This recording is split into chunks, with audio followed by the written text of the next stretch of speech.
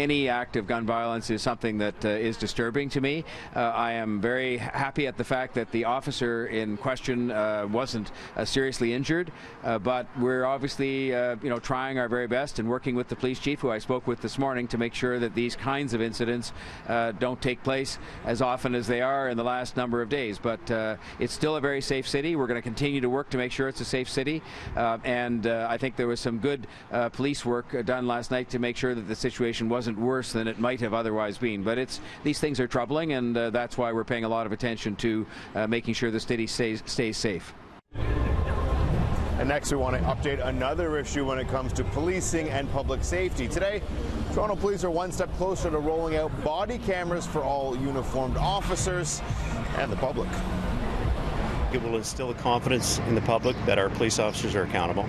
I think it will allow for the credibility and the consistency of information that's provided to the court, that best evidence to a court of law. I think it will not only hold the police accountable, but the citizen accountable as well. And it will show that the Toronto Police Service has nothing to hide. Do we have officers who make mistakes? Yes, I think every industry does.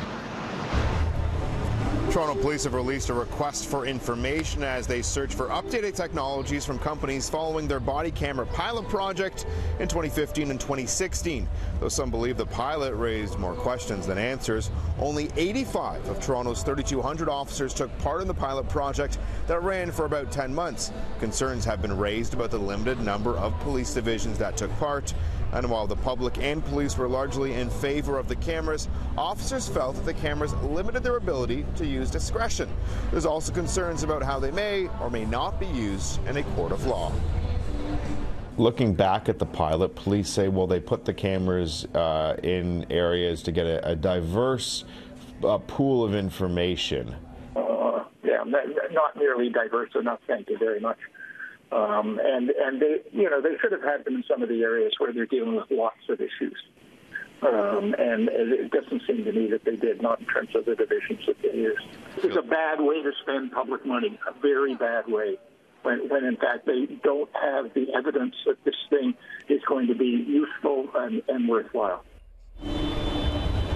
Currently, some Toronto police cruisers have cameras, though there's been troubling incidents caught on civilian cell phones that cruiser cameras have not. As of right now, Toronto police are leaning towards it being up to an officer's own discretion when it comes to the use of body cameras.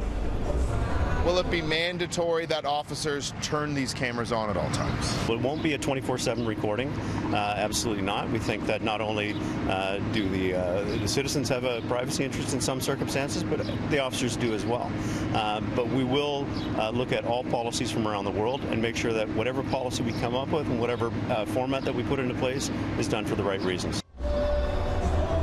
The price tag for body cameras initially was ballparked at around $85 million over 10 years. Toronto Police today telling me they believe that price has come down in recent years and it should be closer to $45 million. Now, once they say they've figured out the technology, they will put it out to tender for companies to bid on, and then they will be taken to the police board and the chief, and they hope to be doing that in about 18 months.